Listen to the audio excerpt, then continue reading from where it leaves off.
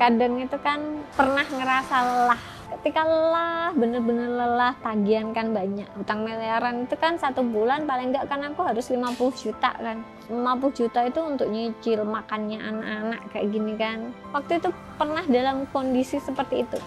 Jadi kayak tertekan depan, belakang, samping, kanan, kiri, atas, bawah, sampai nggak bisa nafas. Waktu itu aku pikir ya Allah aku mati saja kayak gitu. Ada kayak mobil kayak gitu, aku sudah mati aja nanti kan utangku lunas, terus aku sudah diasuransi kayak gitu kan, mikirnya itu sampai gitu, ini nggak akan merepotkan orang kayak gitu.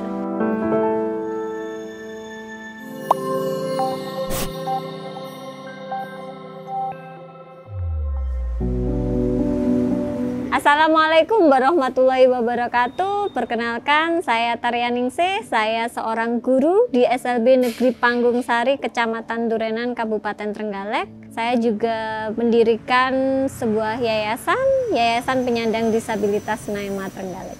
Sebelumnya saya guru SLB, jadi background pendidikan saya S1 pendidikan luar biasa, S2 pendidikan luar biasa, dan sekarang sedang menempuh S3 manajemen pendidikan.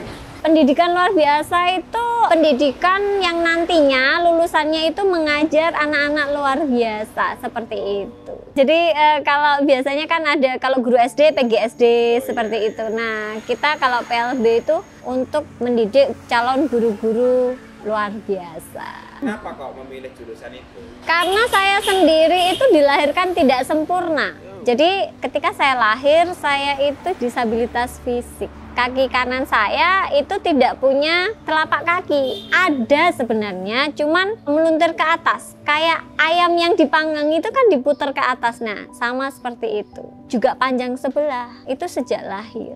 Tapi alhamdulillah ada keajaiban dan sekarang kaki saya normal. Ketika masih bayi sudah dapat early intervention, jadi ada intervensi sejak dini. Sehingga sekarang bisa kembali seperti semula meski tidak normal. Yang kiri itu size-nya 36, yang kanan itu size-nya 35. Jadi cuman beda size aja. Cuman untuk panjang, untuk bentuk semua sama. Cuma beda size saja. Kalau beli sepatu susah berarti ya? Pilih yang 36. Jadi yang 35 itu agak longgar tapi orang nggak tahu. Cuman kalau pakai sendal jadi kelihatan beda 7 mili seperti itu sih.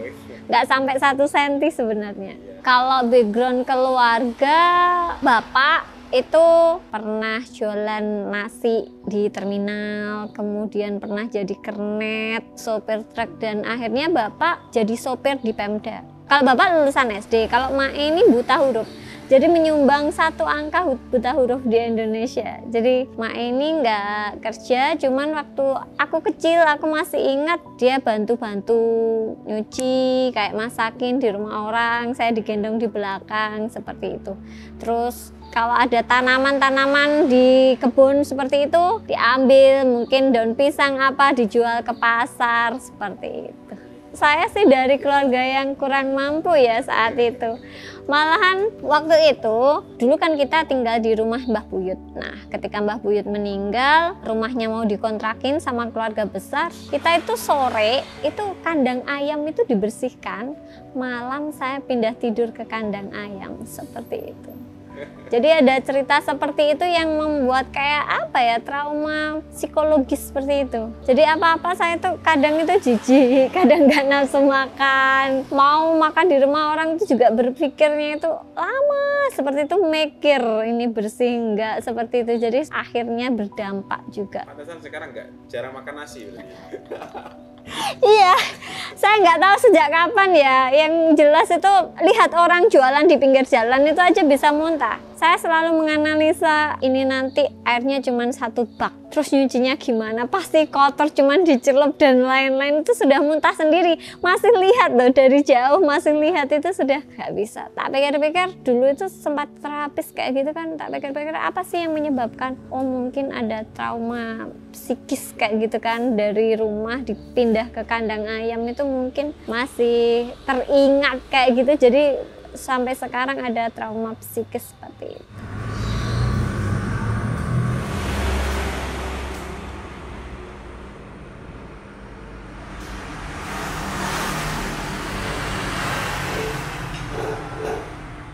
setelah lulus S1 daftar kan, kita daftar CPNS, diterima di 3 tempat, Trenggalek, Wonogiri, dan Kalimantan Selatan. Nah, ketiganya diterima, pilihlah Trenggalek. Kemudian aku mengajar, S1 mengajar di SLB Kemala Bayangkari Trenggalek. Awalnya mengajar di situ, kemudian 2009 sampai 2013 dapat beasiswa S2, kemudian 2014 kita short course ke Thailand, Early Intervention, 2017 short course lagi di AUSI, Inclusive Education, kemudian balik dimutasilah ke SLB Negeri Panggung Sari, Kecamatan Durenan tadi. Jadi kalau saya sendiri mikirnya gini, aku kalau nggak ada keajaiban mungkin bagian dari mereka kan. Ketika teman-teman dulu itu di SMA, kamu ngambil jurusan apa? PLB kan? Aku bilangnya bukan jurusan PLB, jurusan masuk surga.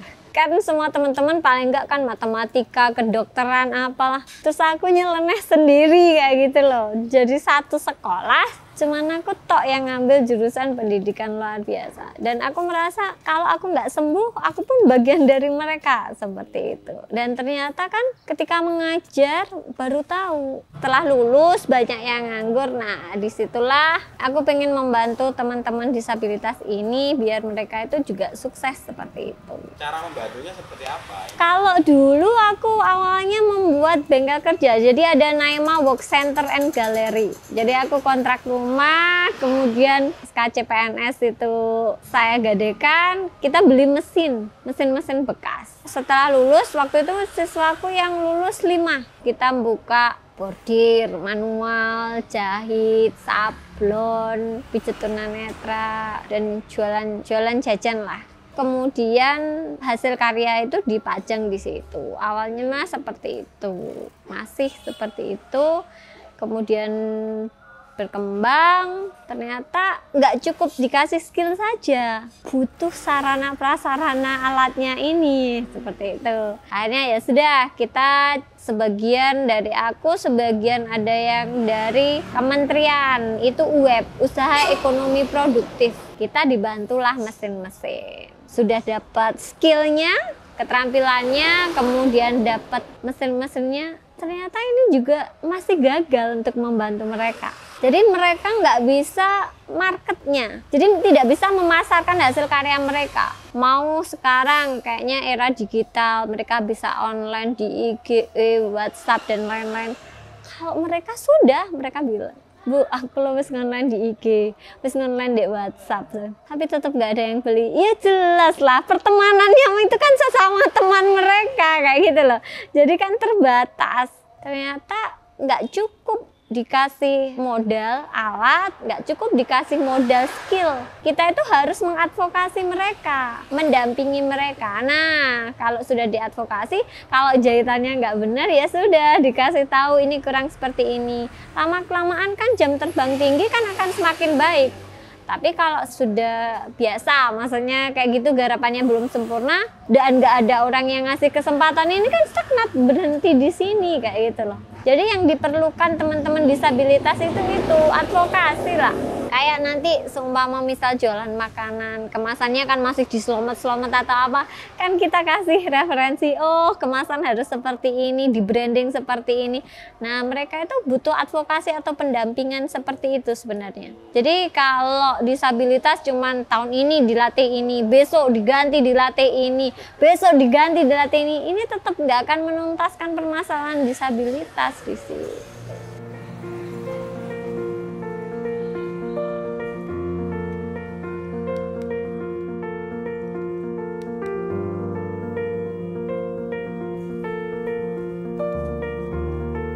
Karya apa yang kemudian sekarang eksis di sini?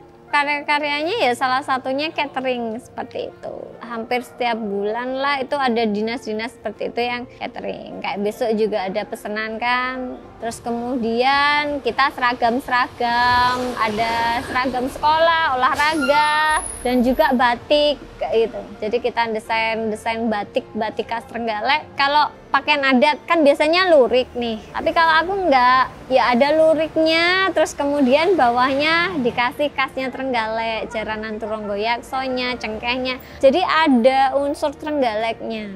Pakaian adat Trenggalek kayak gitu. Kalau hari ini ada berapa disabilitas yang di yayasan itu? Kalau di sini itu ada 13, kalau di Prambon itu ada 15. 15 itu dengan anak dan istrinya maksudnya, kayak gitu. Total berarti berapa? Ada 28. Iya. Awalnya ada anak yang sudah menikah, kemudian mau beli perumahan bersubsidi, itu nggak bisa. Nggak bisa itu karena kan pasti bank itu ada seleksi administrasi ya, pasti disurvei. Nah teman-teman disabilitas ini nggak lolos seleksi administrasi. Ya bener sih perumahan bersubsidi untuk yang tidak mampu seperti itu. Padahal kenyataannya yang nggak mampu itu nggak bisa loh hutang bank. Kayak orang-orang yang nggak punya rumah, mungkin pengemis, mungkin tukang beca, ini kan nggak mungkin bisa hutang bank. Masalahnya ternyata di sini orang yang nggak mampu, yang nggak punya rumah, malah nggak bisa menikmati perumahan bersubsidi berharga murah. Yang menikmati perumahan ini jadinya yang pegawai yang gaji tetapnya ada, ambil 2 kapling berapa. Nah dari situ kita membuat perumahan sendiri, kawasan inklusif. Memang aku buat inklusif karena aku pengennya teman-teman disabilitas itu nggak bergaul sesama disabilitas saja kan. Jadi teman-teman disabilitas itu bisa berkomunikasi, bersosialisasi dengan non disabilitas. Seneng gitu lihatnya. Biasanya mereka kalau di rumah masing-masing cuma di dalam rumah, nggak ada sosialisasi dengan orang lain. Tapi kalau di kawasan inklusif ini semua berbaur. Pagi seperti itu ada sayur, mereka semua beli sayur, yang tunanetra, tunarungu, tunadaksa, sama warga-warga beli sayur bersama kayak gitu. Sampai tukang sayurnya pun belajar bahasa isyarat kayak gitu kan, meskipun sederhana 15.000, 2.000 seperti ini kan mereka sudah menerima kayak gitu loh, menerima kehadiran mereka seperti itu. Dan di sana pun saya juga berpesan, maksudnya ayo kita ikut membantu teman-teman. Jadi kan belinya misal gas atau mau salon atau apa itu sudah di sana. Jadi kayak di sana itu benar-benar impian memanusiakan manusia itu ada. Beribadah bersama, semua itu bisa dilakukan kayak gitu loh. Sebenarnya kawasan inklusi itu kawasan yang didesain khusus sesuai dengan karakteristik teman-teman disabilitas. Jadi yang nggak punya kaki semua akses. Nah, terus kemudian semua fasilitasnya aksesibel. Aksesibel itu maksudnya bisa akses untuk mereka. Jadi kalau biasanya orang di kursi roda kayak gitu, nggak bisa berdiri, itu nggak bisa masak di dapur kan pada umumnya tinggi. Nah di kawasan inklusif disesuaikan, dapurnya pendek, stop kontak pendek. Coba kalau stop kontaknya di atas nggak punya kaki kayak gitu kan. Nah inklusif itu sebenarnya di situ aksesibel, akses untuk teman-teman, jadi nggak ada hambatan, mereka sama seperti kita. Dan juga ada jalur-jalur tadi, aksesibilitas untuk guiding block, jalur untuk tunanetra, kemudian jalur kursi roda sampai ke rumah-rumah penduduk. Kenapa? Biar teman-teman disabilitas itu juga bisa bertetangga kan, main ke tetangga seperti itu. Nah, aku pengennya seperti itu. Jadi kawasan inklusi itu memang sebuah kawasan yang memang kita hidup bersama, berdampingan, baik disabilitas maupun non disabilitas tanpa diskriminasi kayak gitu loh.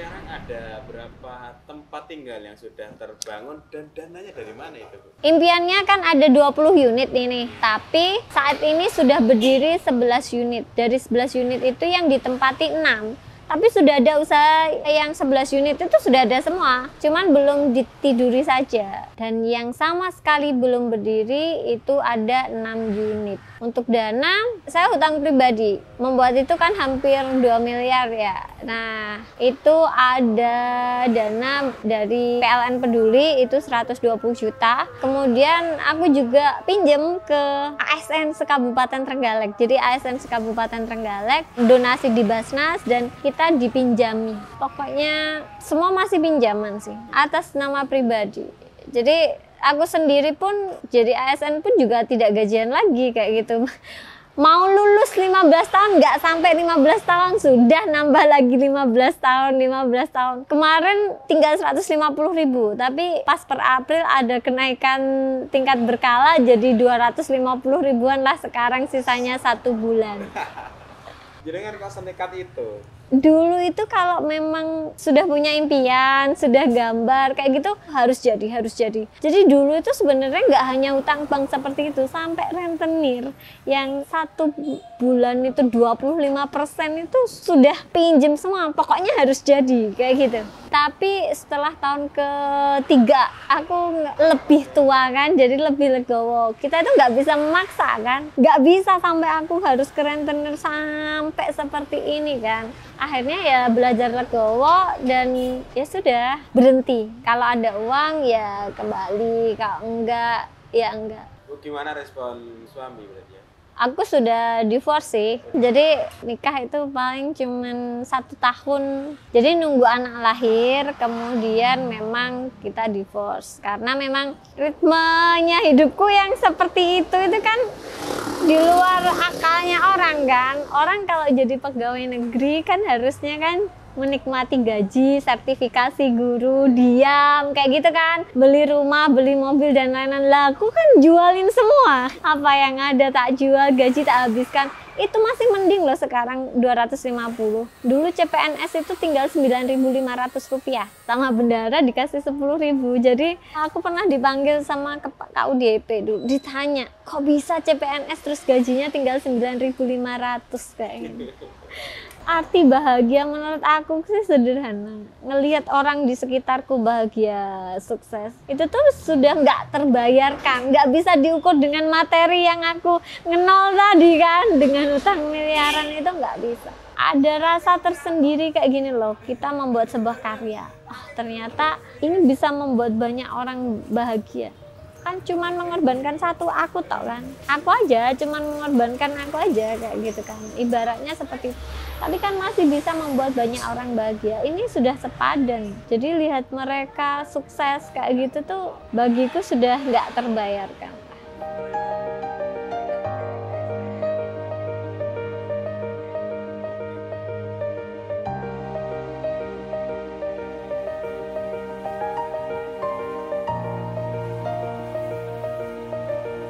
Kadang itu kan pernah ngerasa lelah.